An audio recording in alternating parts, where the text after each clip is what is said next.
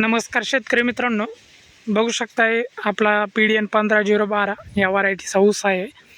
आणि आपण ऊसाचा थोडासा पाला जे आहे ना ते पाला साळून घेतलेला आहे. पाला साळल्यानंतर आपण ऊस बघू शकताय कसा दिसत आहे.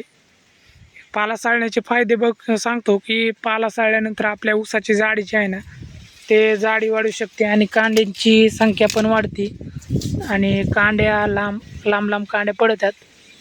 आणि हे जे आहे ते PDN 15-012 ह्या व्हरायटीचा ऊस आहे.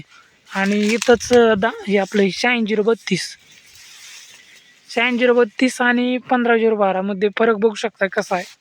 आणि तिसरी एक व्हरायटी सांगणार आहे, यातच आहे बघा, 10,001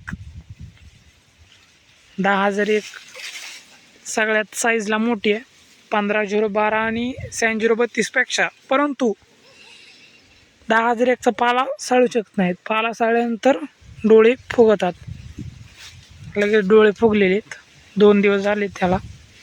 आणि 15-012चा पण त्याच दिवशी आपण पाला साळलेला आहे. ह्याची पण साईज बघू शकता ऊसाची. एक 10,001 नंतर 15-012 आणि तिथं जे आहे ना ते 86-032 थोडंसं बारीक वाटत आहे जाडीला. आता खताचं प्रमाण तर एकच टाकलेलं आहे तिन्ही व्हरायटीला, कारण व्हरायटी तिन्ही पण एकाच प्लॉटमध्ये आहेत. कुठं तुटाळ लावलेले. सगळ्यात जास्त PDN 15-012चा प्लॉट आहे, त्यातच आपण 10,001ची तुटाळ लावली तिथं. आणि इथं थोडंसं एक 86-032चं लावून बघितलं होतं की व्हरायटी कोणची चांगली येते. तर आपल्याला PDN 15-012ची एक मिडियम साईज वाटलेली. त्याची आपण 5 म्हणजे पाला पण साळू शकतो आहे, जसं की 86-032 सारखा. पाला साळल्यानंतर फायदे असे आहेत की त्या ऊसाची म्हणजे जाडी वाढते आणि जाडी वाढल्यानंतर वजन वाढू शकते.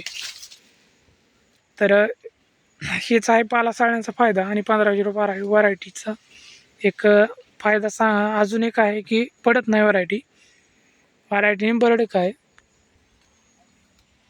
हे बघा, पांढरट कलर आहे, मेणासारखं वरून पांढरट कलर येते.